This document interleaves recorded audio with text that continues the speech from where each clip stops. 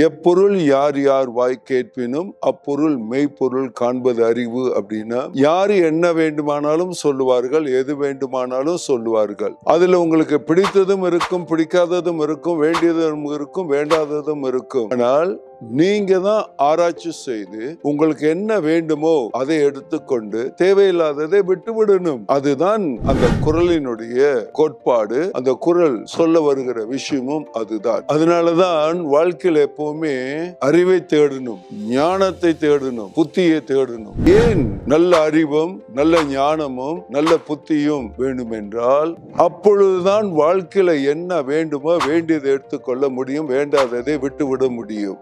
முதலில் அறிவை தேடணும், ஞானத்தை தேடணும், புத்தியை தேடணும்.